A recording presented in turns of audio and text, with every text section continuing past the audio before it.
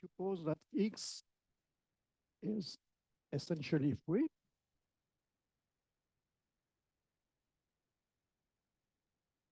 We suppose that Y over S is separated, which means that the diagonal is closed. And we set P to be the product of G and X.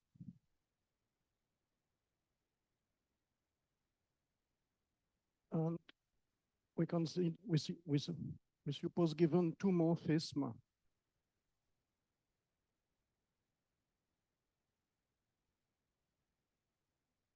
from P to Y,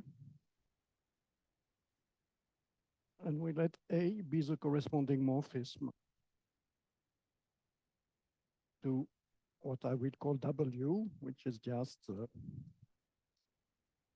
Y cross Y. So this is the morphism with components A1 and A2. And let P prime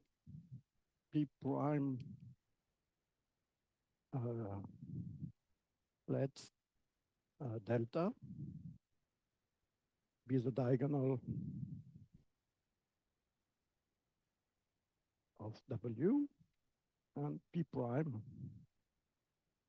the inverse image of the diagonal. So the diagonal is closed.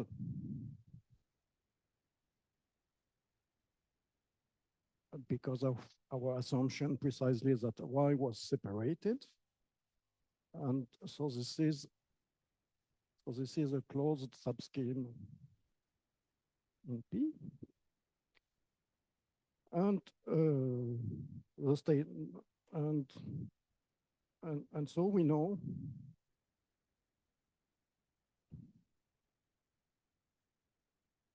that the veil restriction from P to G of P prime is representable by a closed subscheme G prime of G, because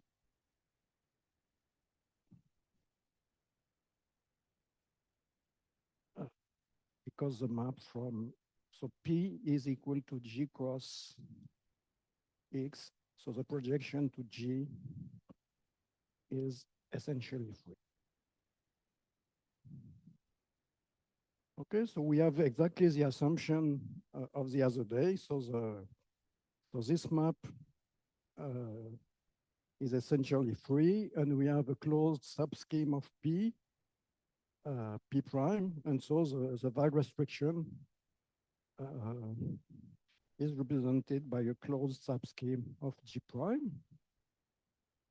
G prime of G, and so if we make this explicit, what is G prime? So for any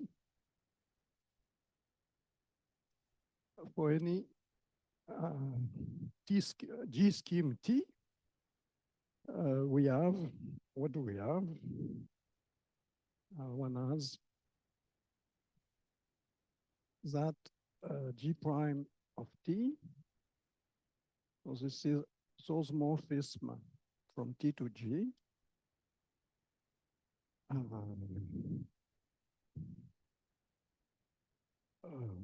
Well, such that P prime, so that this the closed immersion becomes an equality.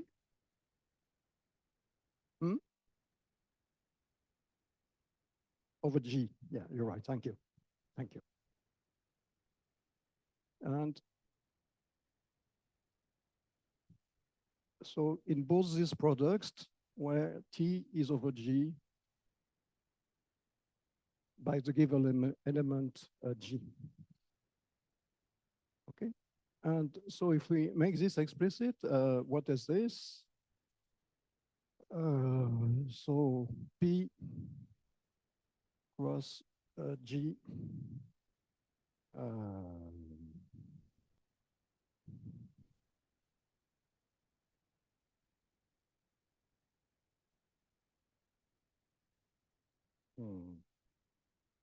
so let me think. So T cross GP. So this is just T cross S X.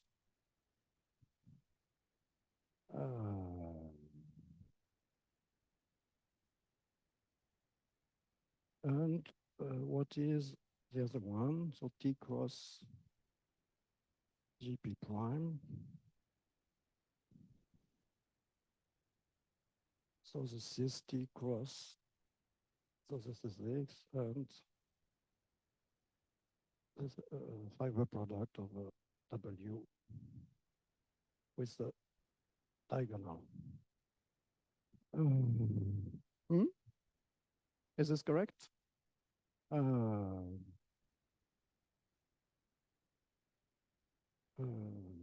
me see. So,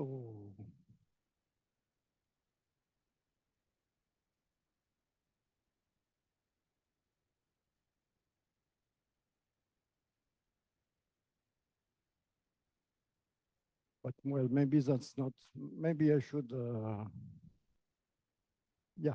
Well, if we just keep it like this, so this is G, and okay, so this is G times S. And the second one, oh yeah, okay. And so here we have this map A that goes in TT cross S W. And so this one is, we keep this one, T cross G, G cross S.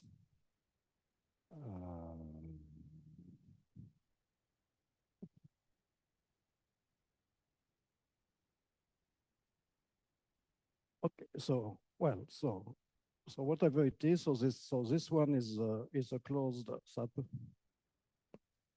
And so it's the inverse image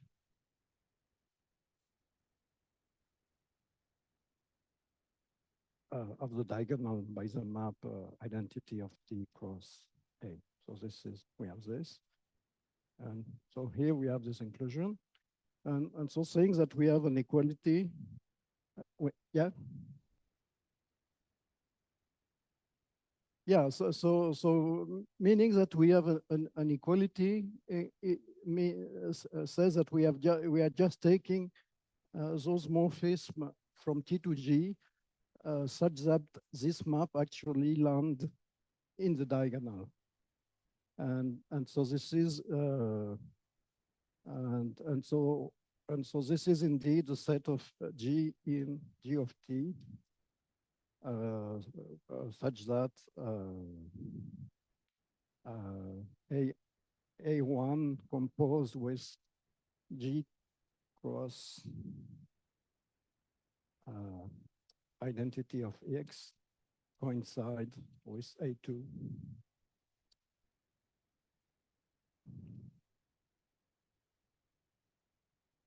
Okay, so the G cross identity goes from this goes from T cross X to G cross X, and now we have these two maps going from X to Y, and the subscheme is precisely the set of G's such that the two A1 and A2 coincide. Okay, should get rid of this because it's broken. Okay, so now we have the representability of the subfunctor where two morphisms coincide. Yep. Here.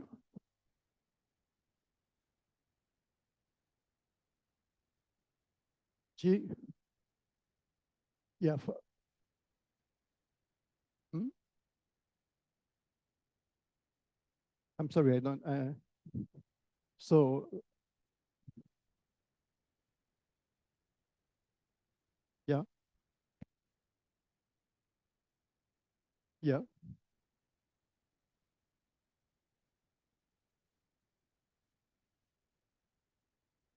Ah, no, no.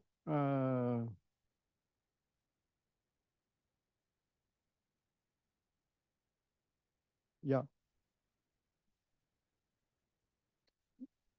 No, no, but yeah, but I mean, so this is a functor on the category of G schemes.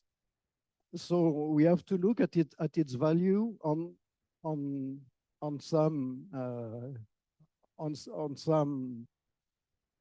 some G scheme. So some scheme T with a map to G, and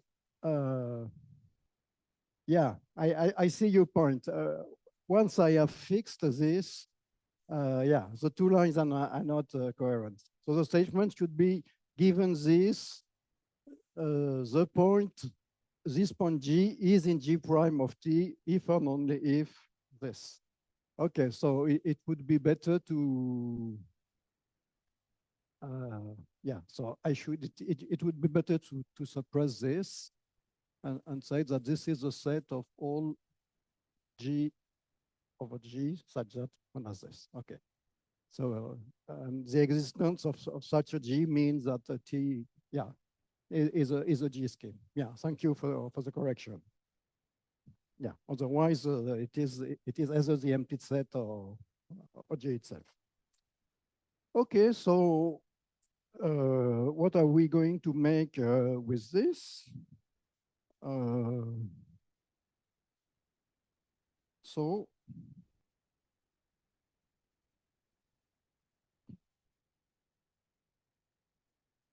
and so the consequence of this proposition is the following consequence.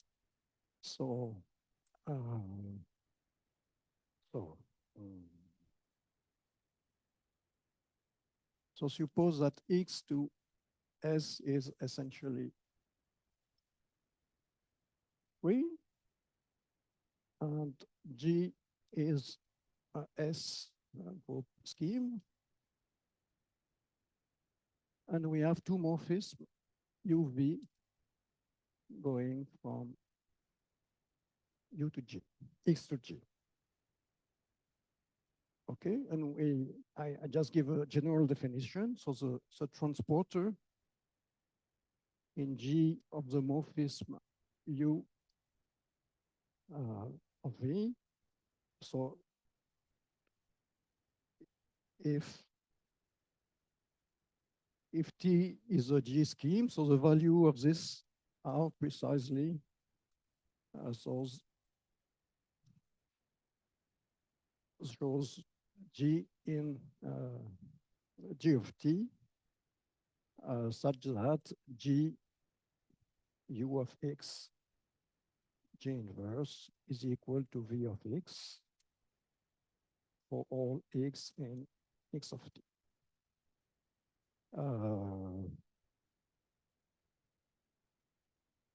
No.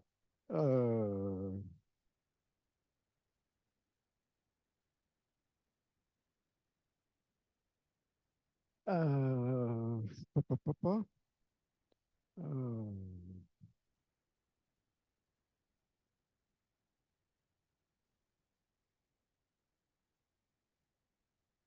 Okay, so this,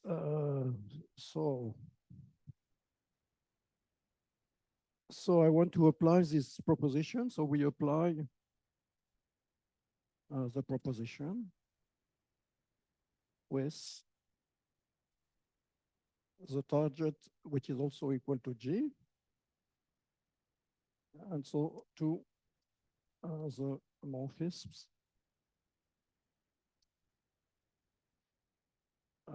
from G cross X to G. So one of the morphisms send Gx to G U of X G inverse, and so the other morphism goes to V of X. And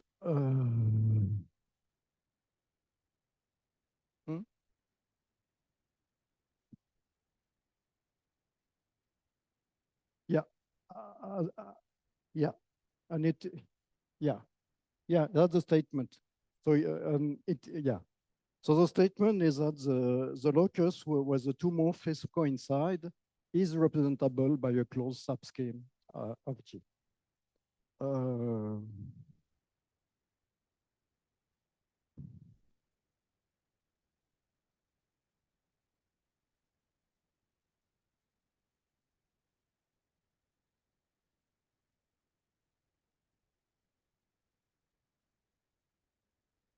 Then I'm confused, so well, no, I think that's well, so if we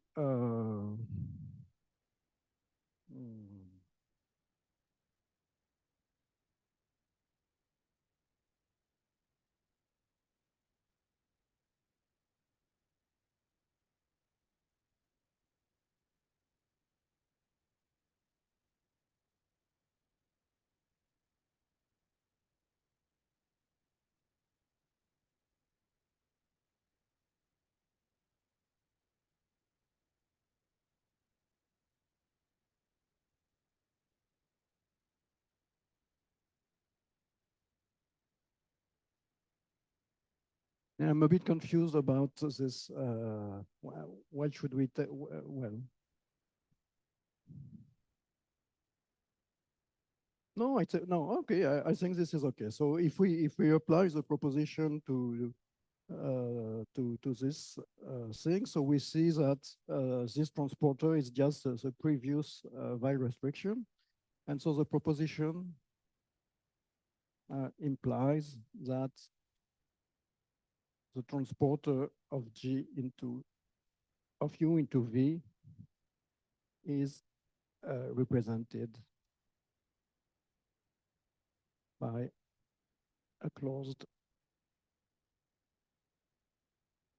subscheme G prime of G. And of course, the case of interest, so in particular, corollary. So if V is equal to U, then the transporter is denoted, is the centralizer in is the centralizer of the morphism U. So is represented by a closed subgroup of G. Okay, and if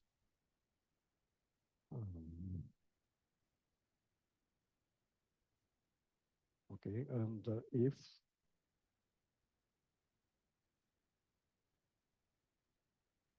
and so in the case where U is a closed immersion,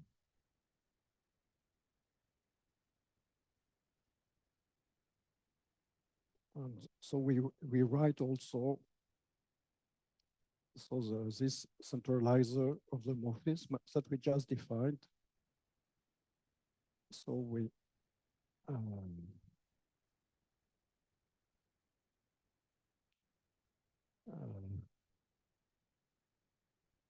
so we take this as a definition of the centralizer of the subscheme X.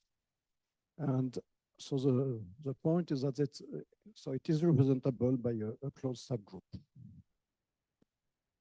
Okay, and I want to finish this about centralizer with a smoothness result. And so we have the following proposition. So suppose G is a smooth line group S group scheme.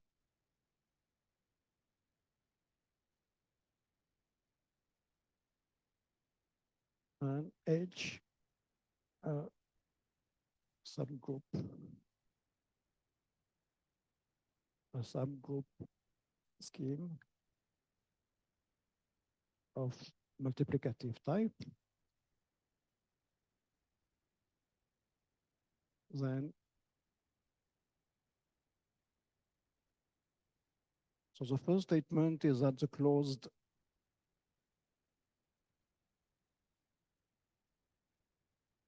subgroup scheme, which I denote by C, which is a centralizer in G of H, is smooth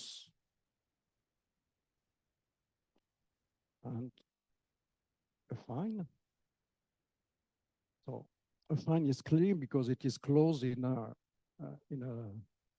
affine G, and we have also used at some point the statement that the Lie algebra of C is equal to the submodule of H invariance in the Lie algebra. H invariance in the Lie algebra of G. Okay, so I will not prove 2, which is so the proof of 2. I just give a reference.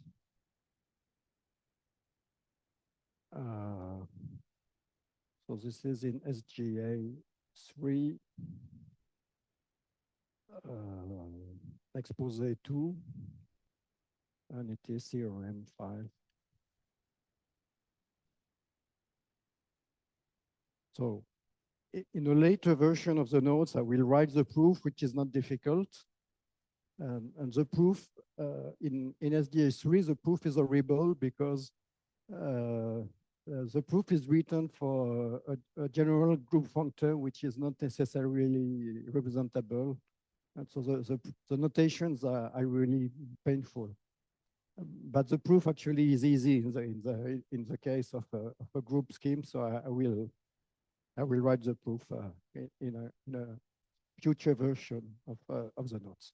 So let us concentrate on the smoothness result here.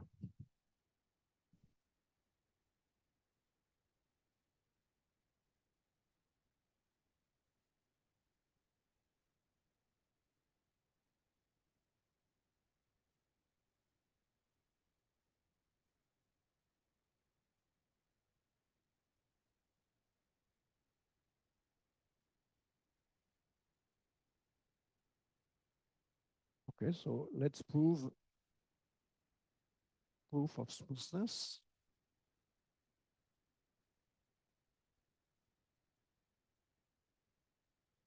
Of C. Okay, so let S prime be the spectrum.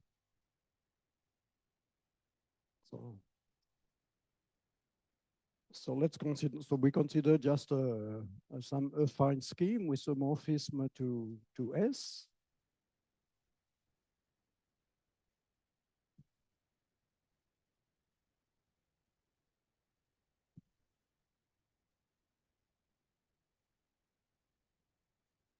And let's I be an important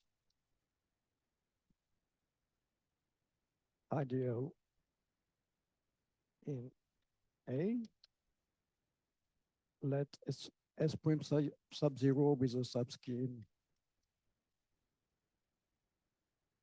and let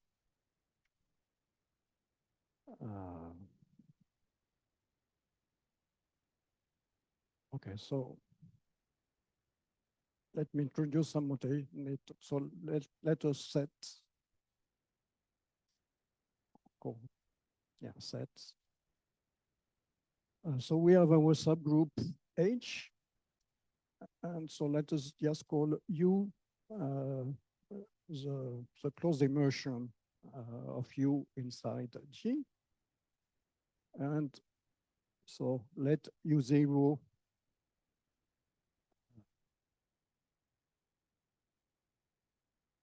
is a map obtained by base change. So this goes from H node to G nodes. And so our group C is just a centralizer in G of this closed immersion U. And okay, so let's take a point Z in C of S prime 0. And so what we want to prove is that Z0 lifts to a point Y in C of S. Okay, so this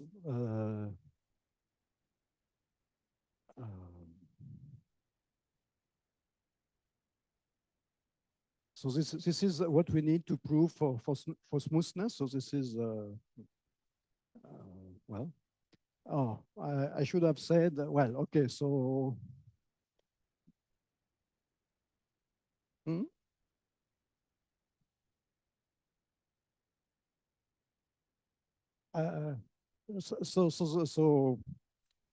So this is the criterion of smoothness. So we have C, which is a S scheme, and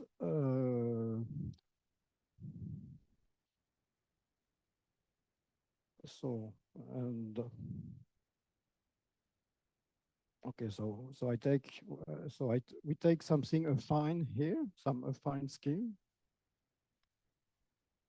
and we have this subscheme defined by a nilpotent ideal, and so the criterion for smoothness is that any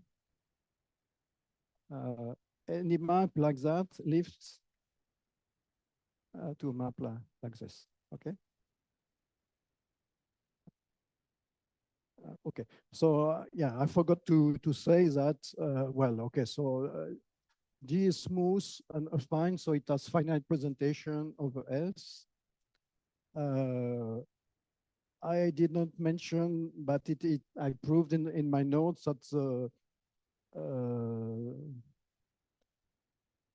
and the good hypothesis, so this closed immersion has finite presentation. So C has also finite presentation over S. And so to prove smoothness, we just have to prove that lifting property. Okay, and so we take yeah. Okay, so I'm sorry, I should not.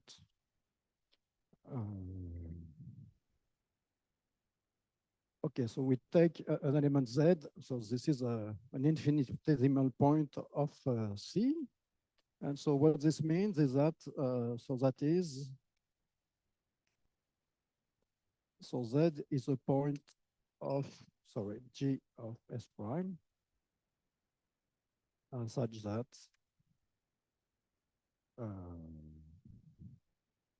the adjoint action, so conjugation by Z leaves U0 invariant. Okay, and so, and what I denote by, so, so this is the interior action, so this acting on anything is just a Z inverse. Okay, so this is the hypothesis on Z. So it's an element of, it's a S prime 0 point of G, which centralize U0. And G is smooth by assumption. And hence Z lifts to some X in G of S. Maybe not in C of S, but in G of S. S prime, sorry. And let V be the morphism. So we take U conjugated by X. So this is a morphism from H to G.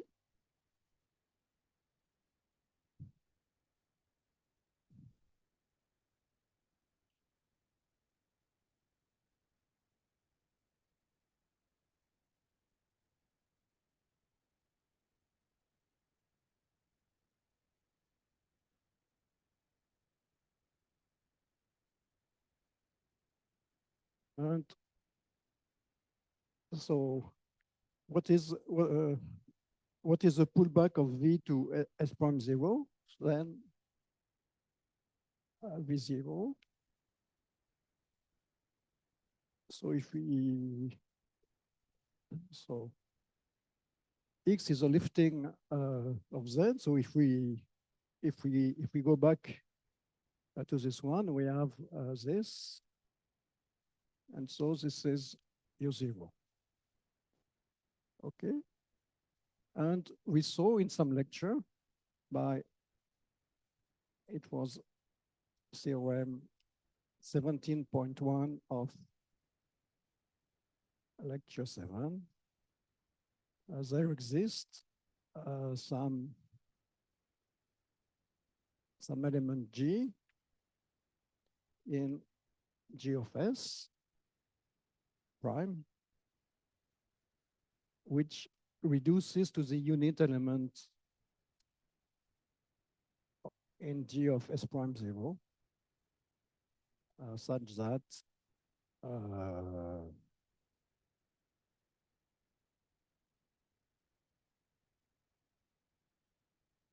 so the result was that if we have two morphisms which have the same reduction modulo an nilpotent ideal, then the morphisms themselves are conjugate by an element of G which reduces to the identity modulo the nilpotent ideal. So there exists some G with this property which takes V into U.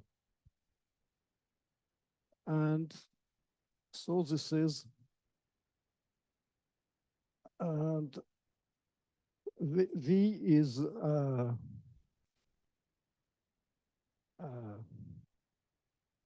U conjugated by X. So this is V conjugated by Gx. Hence,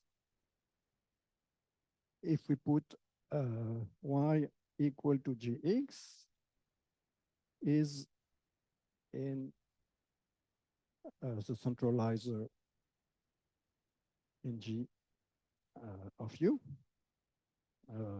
Sorry, what is U? Okay, because precisely if we conjugate by Y U, we get back U.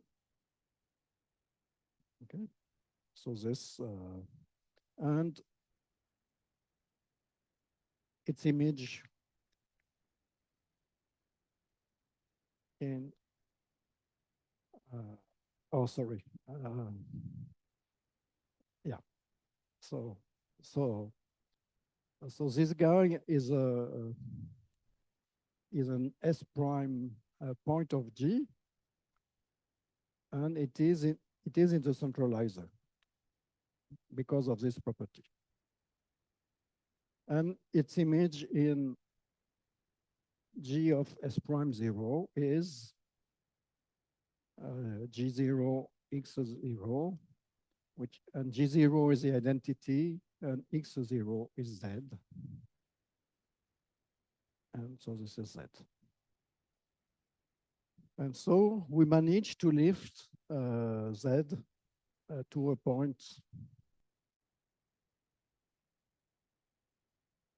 or lifts to a point Y and C of S prime. Okay, so centralizers of groups of multiplicative type are representable by the general result, and they are smoothed by the infinitesimal result that we saw previously.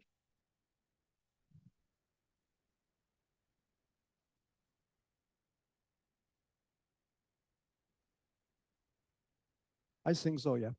Yeah, I think the proof is the same. Yeah.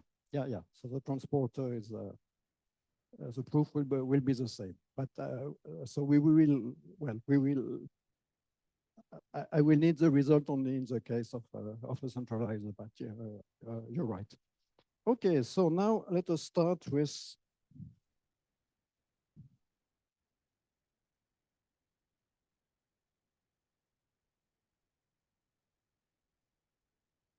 Where? So this is the identity element, because so G is in this kernel, so this means that the reduction of G is the identity. Does this answer your question?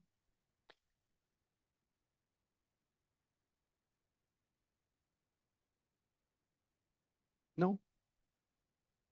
Yeah. Okay, so now I can state an important result. Now we are heading for the existence of maximal tori eta locally in a reductive group. Okay, so now let us start lecture 13. And let us start with a definition. Let A M be a local ring.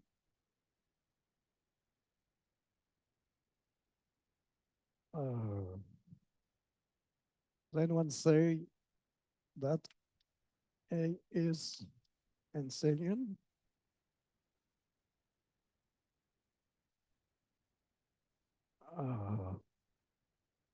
Well, so I gave the definition already. So it was in lecture 10, definition 23.1. Then we said, so that there are several definitions of Henselian. So one of them is that Hensel lemma is true. That is, whenever you have a smooth scheme over A, there exists a section, and so yeah. So maybe so if you have X over S equals spec A, and here you consider the close point. And if we consider X in X, which lies over S, then there exists a section. So there exists a section of the projection that goes through X. So this is the reason for the name of Henselian. And another definition, which is the one I'm going to use in a moment, is completely algebraic. And so it is if every finite A algebra B splits as a product of local rings. Okay, so this is a this is a less intuitive definition, but so this means, well, if you have a finite morphism of A,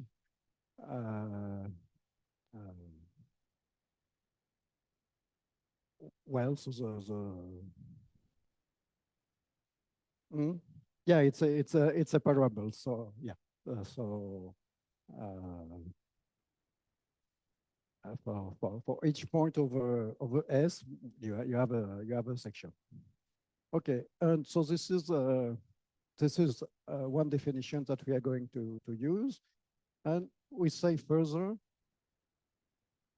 One says that A is strictly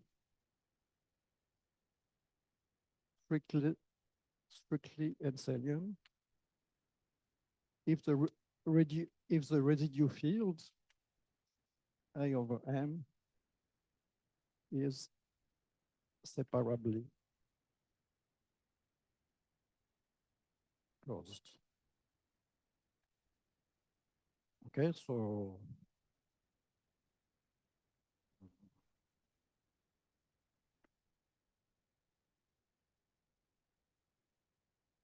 and we want to prove the following theorem.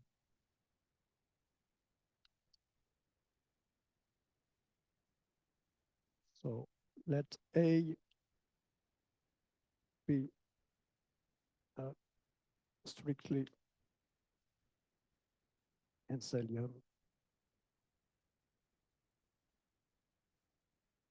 Noetherian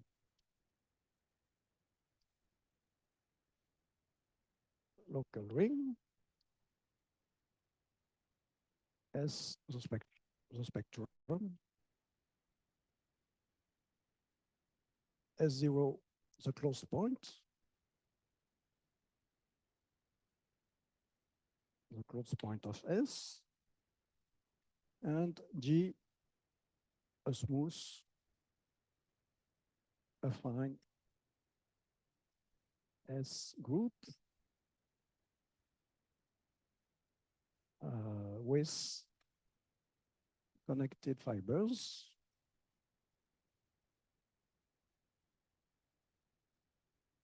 and we make the following assumption. Assume that,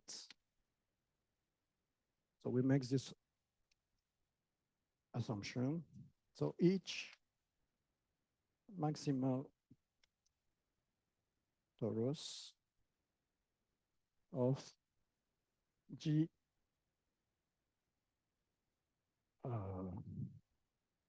so we take the geometric fiber of G at the close point, that is, we take an algebraic closure of the residue field equals its own centralizer. Okay, and so this is true for example, true if G is reductive,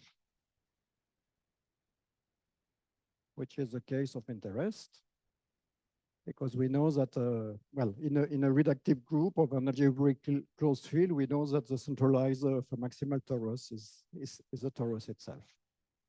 So, this assumption will always be satisfied if we consider a reductive group, and it suffices. It turns out that this slightly weaker assumption suffices to prove the result. Then there exists a maximal torus in G. And it is automatically split. Okay, so this is a theorem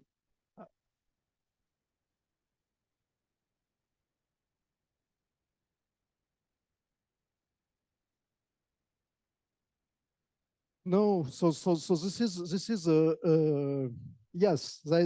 So this is a very basic result in the series that if you have a reductive group scheme over any base, then etal locally you can find a maximal torus, which is the first step to. The second step, once you have a split torus, is to construct the root subgroups. So for each root in the root system, you want a one-dimensional unipotent subgroup normalized by the torus. And Damasio original proof of the existence of these root subgroups was convoluted. And the work by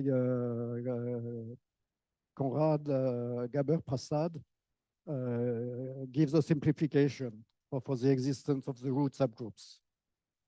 So this is the next step. So the first step is first the proof is to extend a maximal torus in the closed fiber to show that a maximal torus in the closed fiber extend to the whole of S when S is strictly Henselian. And then by standard arguments, this gives the existence etal locally. And the second step will be to deal with root groups. Okay, so this is this is the first basic result for reductive groups. Okay, so let us try to prove this.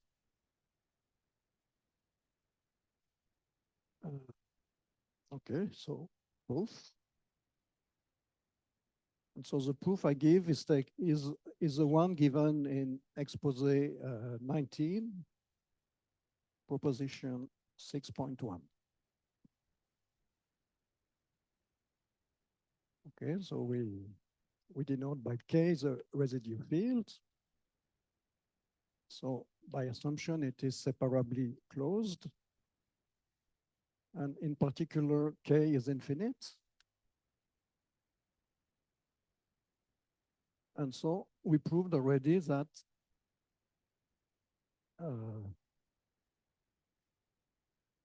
over the closed fiber, so this has a maximal torus T0. And since K0 is separably closed, T0 is split. So it's a product of it's a split torus. Because we saw in August that over a field, any torus is split by a finite separable extension.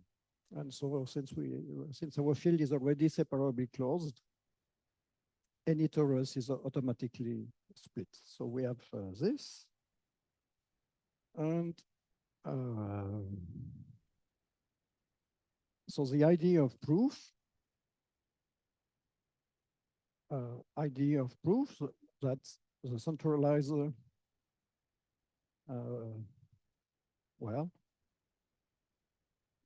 the idea of proof is that the centralizer in the closed fiber of T0 extends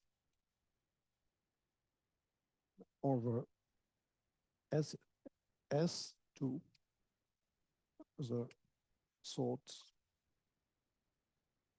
for maximal torus. So this is the idea of proof. Because so we want to expand this group over the closed fiber. We want to show that it comes from a maximal torus over S. And so the idea is that in fact with some technical steps, we are going to use a centralizer.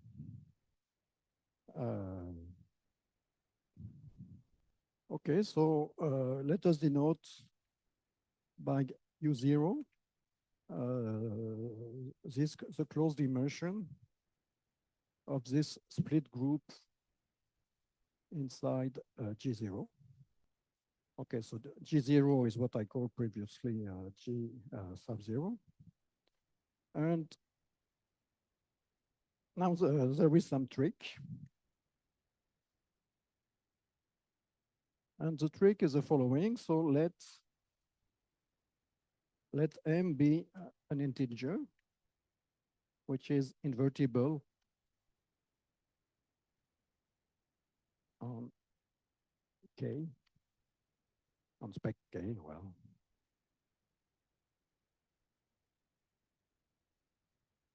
Hence on S. Okay, so if the residue field has characteristic P, well, we just take M to be prime with P. And if the residue field has characteristic 0, then all the better. Okay, so we choose such an M, and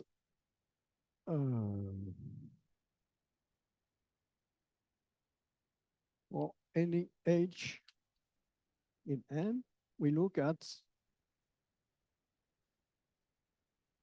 the kernel, so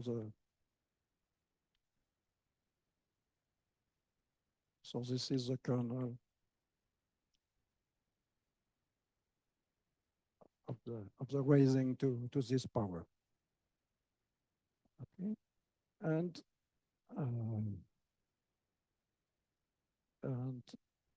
so we know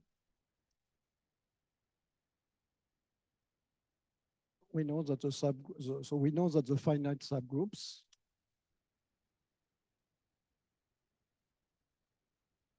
MH, so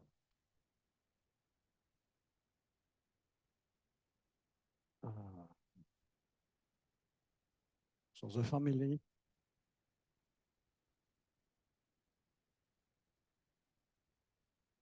is dense in T0.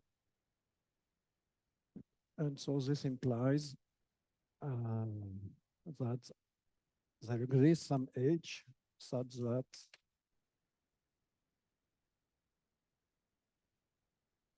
the centralizer in G0 of this finite subgroup is equal to the centralizer of T0. Okay, because so this as H increases, so well, what I should say is that for each H, this centralizer is a closed subgroup scheme. The family is decreasing as H increases, and the intersection of them all is this centralizer because the family is dense. And so since we are over an Assyrian base, this decreasing sequence of closed subscheme is stationary. And so there is an H such that we have this inclusion. And so for technical reason, we are going to work with this finite group rather than the torus. Because as you will see, well, okay. And so fix such H and set N equal to this M to the H. Okay, then the T torsion, the N torsion in T0. So T0 is a copy of the multiplicative group, and so this is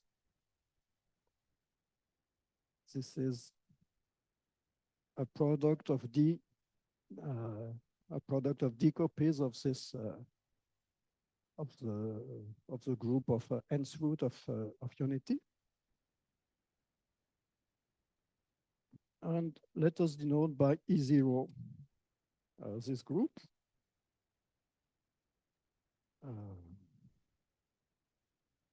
And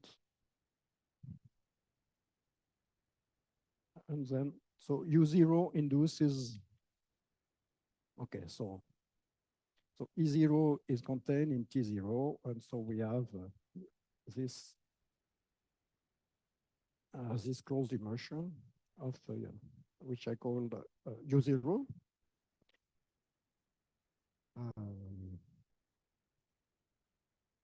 And so we know, and so far we have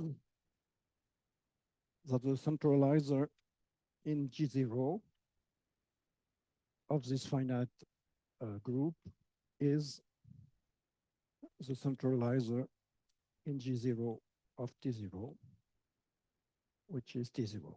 Okay, so the point is that we have realized the maximal torus in the closed fiber as the centralizer of some finite group of multiplicative type.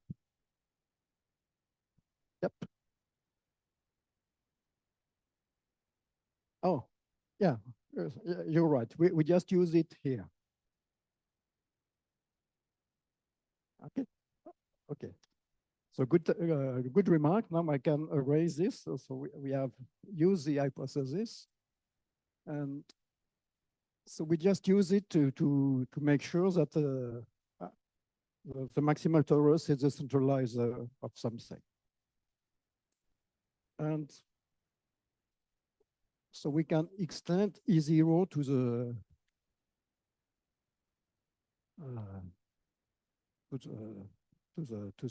the same group over S. And now we can consider the functor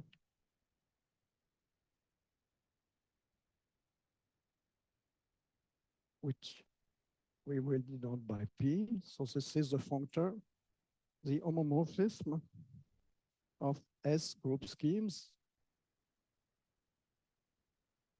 from E into G. So in general, we do not know if such a functor is representable, but here it is representable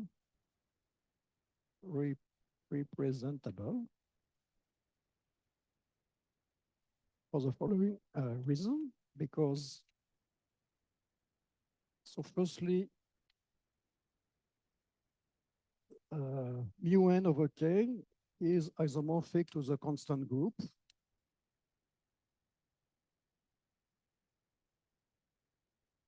Because n is invertible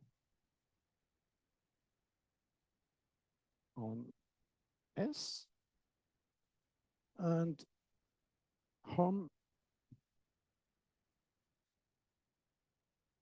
the morphism of group from this constant scheme into G.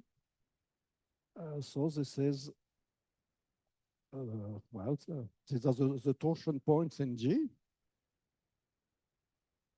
So these are those G in G,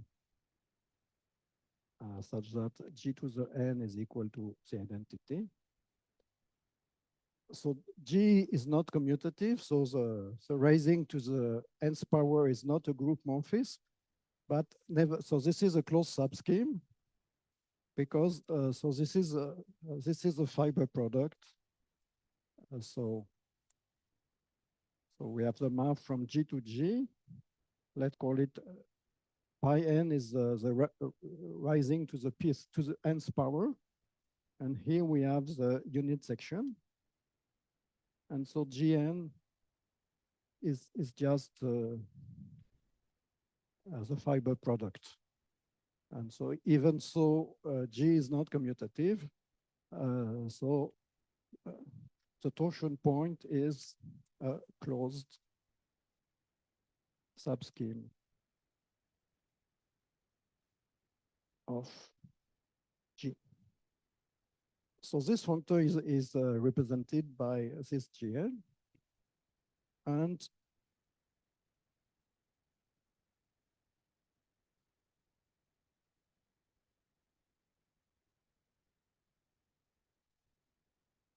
hence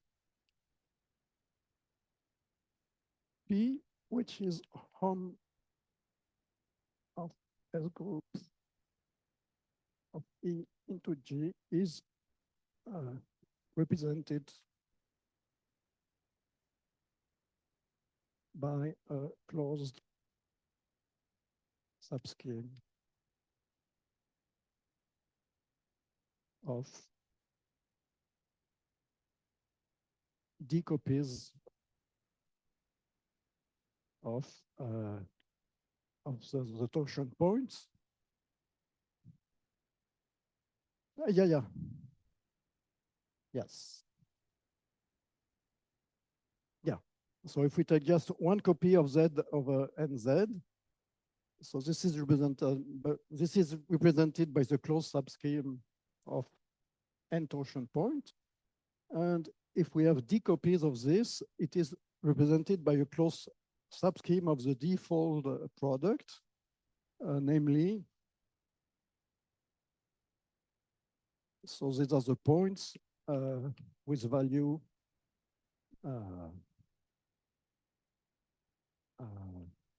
well, points with an arbitrary S scheme T. And so the condition is just that they pairwise commutes.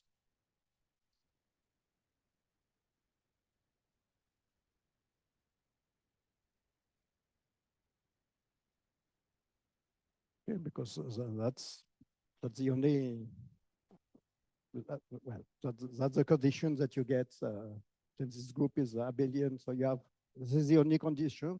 And of course, this is a closed condition. So this is, again, this is expressed by a fiber product. So it means that well, okay, so so we have two multiplication maps. So this is the set of points where they coincide. So we do have a closed subscheme. And so that's the reason why we reduced to this finite subgroup, because now so this home is this P is a scheme. Okay, so what do we do now?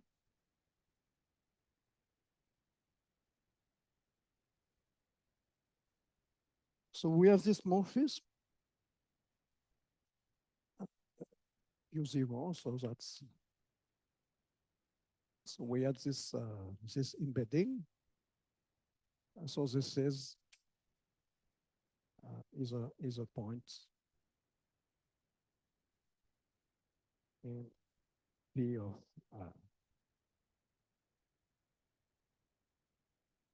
so this is a this value point. Okay, but we saw in lecture, I think it was lecture 7, that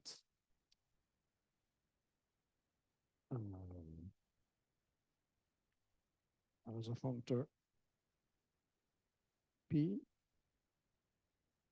is formally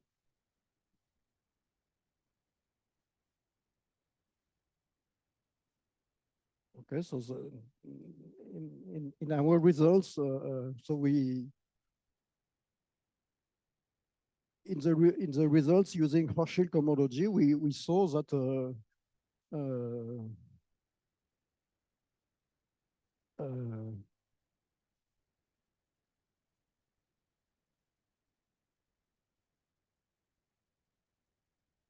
well, if on the closed fiber we have a morphism from a multiplicative type group into an affine group, smooth, then this can be lifted to any infinitesimal thickening. So this functor is smooth, and it is representable. Hence, P is a smooth S scheme. And therefore, by Hensel lemma,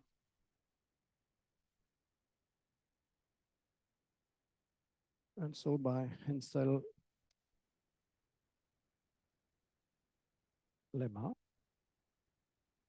U0 lifts to a point U, which is in P of S, that is U isomorphism from E into G. Okay.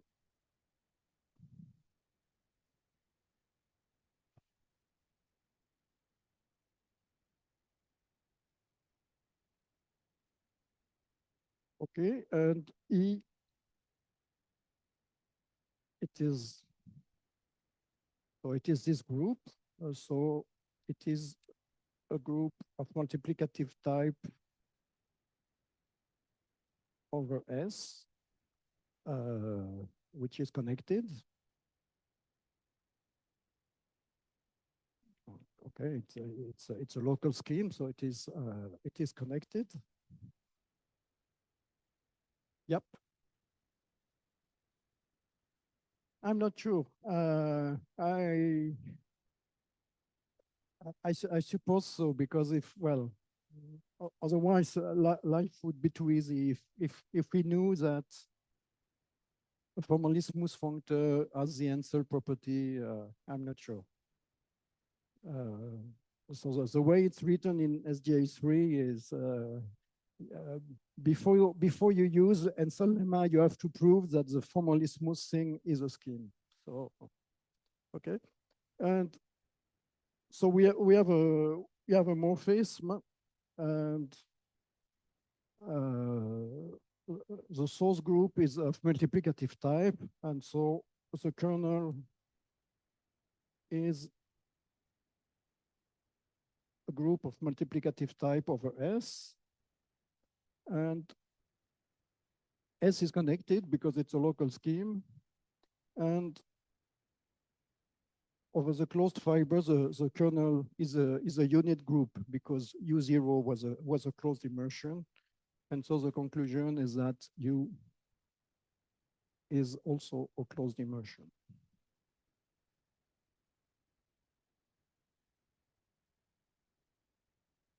Okay, so I think that so I think I will stop here for today. But so we have obtained. Well, no, maybe I can just take 5 more minutes. Okay, so we have obtained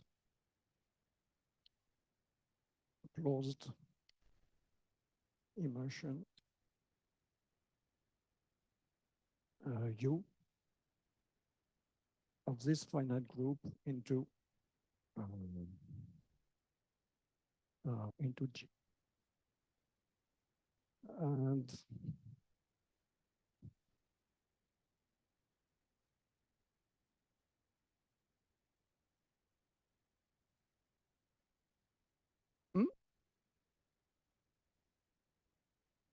oh, yeah, so the fact is that U is a monomorphism because hence a closed immersion, because we saw also in August that a monomorphism from a group of multiplicative type is automatically a closed immersion. Okay, and now, okay, so and now comes the candidate. So let H be the centralizer in G of this U. And so we saw in the beginning of the lecture, so we saw that H is a closed smooth subgroup of G. Okay, so this is precisely why I insisted on centralizers. So we managed to have, and what is the closed fiber of this? So this is the centralizer in G0 of U0. So this is T0. And so So this is very good. So I put a smile here. So we have obtained a closed smooth subgroup whose closed fiber is the maximal torus. Okay, and so next time we will prove. So we are in a good shape now. So next time we prove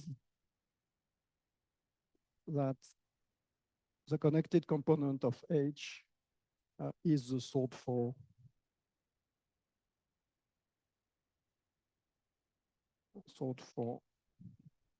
maximal torus of G.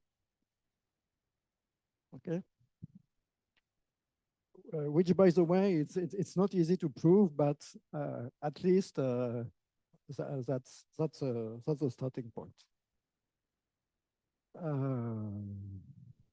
Okay. Okay, so let us stop here. And so on Monday, we complete the proof of this. And then I hope to speak on the Conrad-Gaber-Prasad result and to finish with the structure of root groups U alpha. Okay, thank you.